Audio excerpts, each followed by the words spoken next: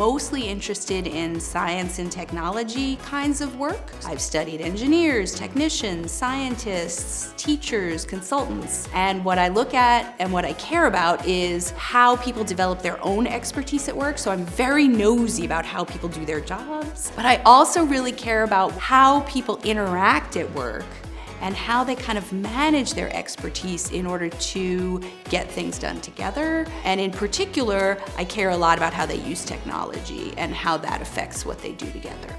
My research program has been looking at artificial intelligence and how it affects the workplace. There was so much hype about AI, even before like ChatGPT. This hype, it's always the same when these new technologies come out.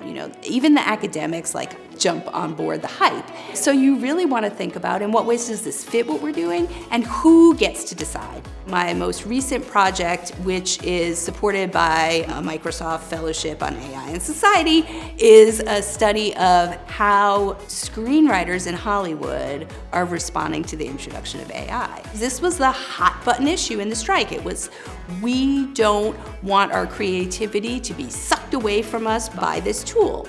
On the other hand, the studios and the streamers are getting pitches from all these startups about here's how you can evaluate this script on the basis of our AI audience. And so that, I think, is a battle that's going to be ongoing. And so we're going to continue to kind of study that over time. Prior to this shift to AI, I invested a lot of time in an ethnography of a crime laboratory. I have a book, and so the goal for me in the book was really to demonstrate what does a real forensic scientist actually do. Your bench science is done on messy evidence that comes in from a crime scene, and you have to be able to communicate what does the science tell us about it in a way that's true to scientific rigor, and at the same time communicate that to an audience that doesn't understand science.